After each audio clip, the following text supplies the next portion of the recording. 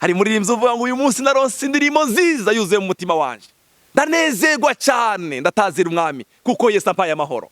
Yesu mpa amahoro, Yesu mpa amahoro. Haleluya. Igitero cy'iyo ndirimbo kiravuga ngo wewe ubuze amahoro ujanye inzira ya Satani. Umuntu wese ubuze amahoro ajanye inzira ya Satani. Amahoro n'ubutunzi Yesu yadusigiye. Umutahi kweli Imana ikuzuza amahoro. Tumbwire ari abantu bitwaza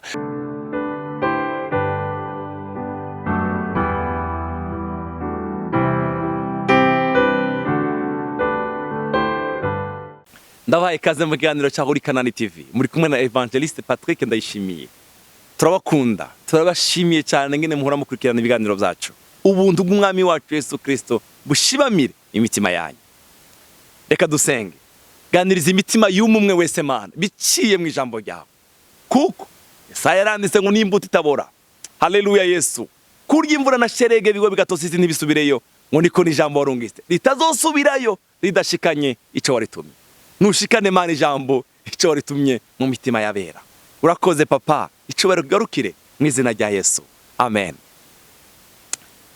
Hariyo karirimba indirimbo iri ku mutima wanje shaka kuririmba mbere yuko nsoma igisomwa ivuga ngo ubugingo bwanje bwahindutse ukundi Yesu aho yangereramo, umuco washitse mu mutima wanje Yesu aho yangereramo, Yesu yangerereyemo, Yesu yangerereyemo.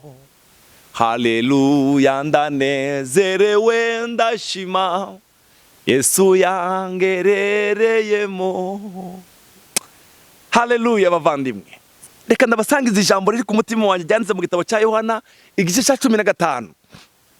Turasoma iyi mirongo mikeya. Igice cya 15 haravuga ngo ni jewe ndumuzabibu w'ukuri kandi data ni nyeneho.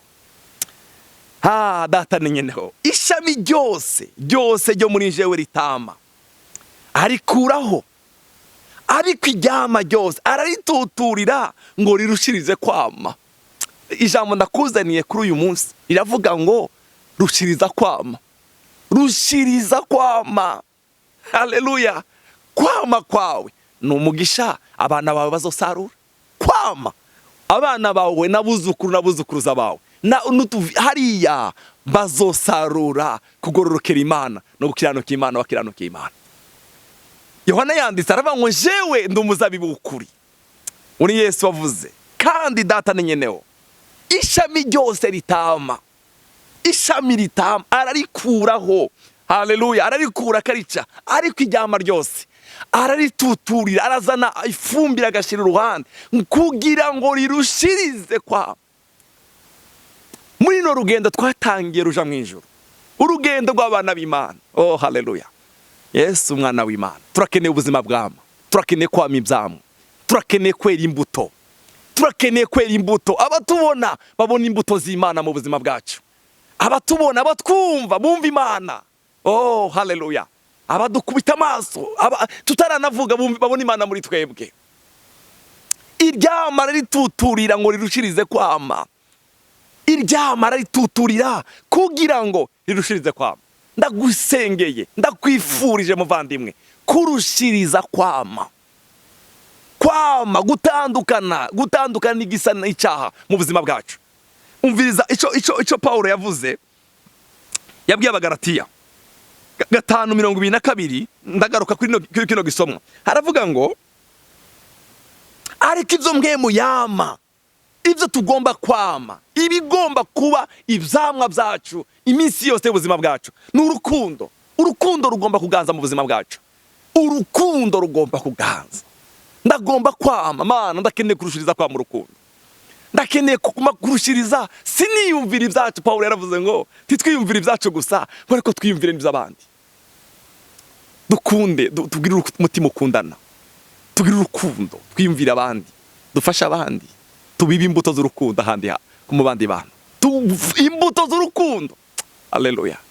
Tubibe imbuto z'urukundo, turushirize kwama urukundo, turushirize kwama umunezero, Haleluya. Umunezero. Pawulo yabwiye Filipi arababwira ngo munezerwe mu iminsi yose. Nongeye kubivuga ngo munezerwe. Haleluya. Igice cya gatatu arabandikira arababwira ngo kubandikira ngo munezerwe ntabwo bindambira. Turagomba kwama umunezero.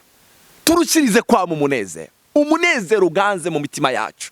Bene data, ubu haraje ingwara nyinshi mu mibiri yacu. Reka ndakubwire, Imana ikuzuza umunezero. Umunezero ni umutukiza. Salomo yarabyanditse aravuga ngo umunezero ni umutukiza amagufwa. Haleluya. Umunezero ni icyamwa kigomba kwamwa mu buzima bwacu. Abatubona babona umunezero w'Imana muri twebwe, abatwumva babona umunezero. Haleluya. Umunezero ugomba kuganza ubuzima bwacu. Ugomba kwama umunezero. Amahoro. Yesu yaragiye mu ijoro avuga ngo ndabasigiye amahoro, kandi amahoro yanje ntameze nk'uko yabisata batanga. Imana ikuzuza amahoro. Ubuzima bwawe buganzwe n'amahoro. Bwanira amahoro yawe. Reka ko umuntu araje kubuzira amahoro urara udasinziriye ugume stress. Imana ikuzuza amahoro. Amahoro n'ubutunzi. Haleluya. Kandi amahoro sibivana n'ibyo dutunze. Oya, amahoro Yesu yaraduhaye. Oh haleluya. Hari muririmbyi uvuga ngo uyu munsi naronse indirimbo nziza yuzuye mu mutima wanje. Ndanezerwa cyane ndatazira umwami kuko Yesu ampaye amahoro. Yesu mpa amahoro. Yesu mpa amahoro. Haleluya. Igitero cy'iyo ndirimbo kiravuga ngo wewe ubuza amahoro ujanye inzira ya Satani. Umuntu wese ubuza amahoro ajanye inzira ya Satani. Amahoro n'ubutunzi Yesu yadusigiye. Umutahi kweli. Imana ikuzuza amahoro. Tumbwire are abantu bitwaza ngo ubuzima burazimbye ngo reka Imana ikuzuza amahoro. Imana ikuzuza amahoro. Imana ikuzuza amahoro. Imana ikuzuza amahoro. Imana ikuzuza umunezero. Imana ikuzuza urukundo. Haleluya. Yesu mwana w'Imana. Oh haleluya. Kwihangana. Icyamwa cyo kwihangana kigomba kuganza mu buzima bwacu. Nibagutuka, hari ijambo nigeze kubigisha ngari rivuga ngo kwirengagize icyo wacumuweko. Nibakuvuga nabi wirengagize icyo wacumuweko. Nibakubeshera wirengagize icyo wacumuweko. Wirengagize. Kwihangana ni icyamwa kigomba kuganza mu buzima bwacu. Kwihangana. Haleluya. Kugira neza bavandimwe. Twame icyamwa cyo kugira neza kiganze mu buzima bwacu. Ingeso nziza, kumwizigirwa. Ingeso nziza, tugira ingeso nziza. Haleluya. Twaratangira urugendo ruja mu ijoro abana b'Imana. Ubwizigirwa, ubugwaneza, kwirinda. Ibimeze bityo. Ibi nivyo Yohana yanditse ngo murushirize kwama. Turakomba kurushiriza kwama mu buzima bwacu. Turushirize kwama. Yavuze ngo ishami ryama ararituturira kugira ngo rirushirize kwama. Umurongo wa 3. N'ubu mwebwe mumaze kwezwa muri Yohana kubwo ijambo nababwiye. Nimugume muri jewe naje ngume muri mwebwe. Haleluya. Ndura ubutunzi nabonye muri inosi y'abazima no kuguma muri Yesu. Aduha kunyugwa, aduha gutwenga, aduha Mana, ndagushima ko nahawe Yesu. Ndagushima mwami Yesu. Ndagushima ko waduhaye Yesu. Hari ibintu Imana yaduhaye tugomba kwishimira. Imana yaduhaye Yesu. Imana yaduhaye mpwemu yera. Imana yaduhaye ijambo. Oh, Imana yatweretse inzira yo kwigerako ariyo gusenga. Ndagushima Yesu. Ndagushima. Ivyo bine ntacyo nzokubura na papa we. Haleluya. Haleluya. Nimugume muri jewe naje ngume muri mwebwe. Kuko ishami ridabasha kwama ubwayo litagumye mu muzabibu. Ishami ntirishobora kwama ubwayo litari ku muzabibu. Ntibikunda. Niko namwe mutabasha kwama mutari kuri jewe. Niko namwe mutabasha kwama ndakwifurije guterwa kuri Kristo. Ubuzima bwawe ibyo ukora, ubuzima bwawe butegwe kuri Kristo. Nta wundi mugisha uzigera ubona ukwiye kwama imbuto za mpwemu yera. Wama urukundo, umunezero. Haleluya. Uranyugwa ukaba unezerewe.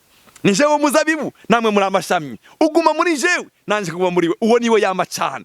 Kuko ataco mubasha gukora mutamfise. Taco twokwishoboza. Woshobora kudafite Yesu. Niwe vyose muri vyose. Ntacyo dushobora tutamufise. Umuntu nataguma muri jewe atagwa nk'ugwishami ritererwa inyuma y'uruzabibu. Aratagwa kakurya ishami baciye rija hirya y'uruzitiro y'umuzabibu.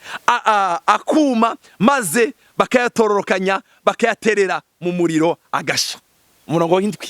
Nimwaguma muri jewe amajambo yaje akaguma muri mwebwe. Musabe ico mugomba cyose. Ndakwifurije kuguma muri Kristo.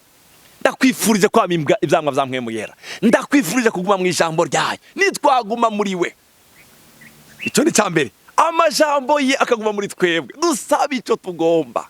Ingorane dufise tituri muri we, hari igihe duhura, hari igihe Yesu atuzi mu bibazo, hari igihe duhura nawe ariko imisonga yaturiye, hari igihe imisonga yabaye nyinshi ukagenda ngo Mwami Yesu, Imana ni wowe ndakuzi mu musonga, sindakuzi mu mahoro, sindakuzi uguwe neza. Oya, nitwaguma muri we, tugume muri we, amajambo ye agoma muri twe, ivyo dusaba vyose Mwami wacu azabiduha. Oh haleluya. Iki mureke ndababwira, ataduha nido tutamusavye kubera urukundo dukunda. Hari igihe dusaba ama prayer request mugabo akaduha n'ibindi, ivyo tutagize tumusaba. Umwami Yesu aguha umugisha, umwami Yesu akuzurize, ushurishirize kwama mu buzima bwawe bwa misi yose. Data mu izina rya Kristo Yesu, dushoboze kwama Mana, dushoboze kwama, kuko wavuze ngo ishamye ritama urikuraho ariko iryama urarituturira kugira ngo rishurize kwama.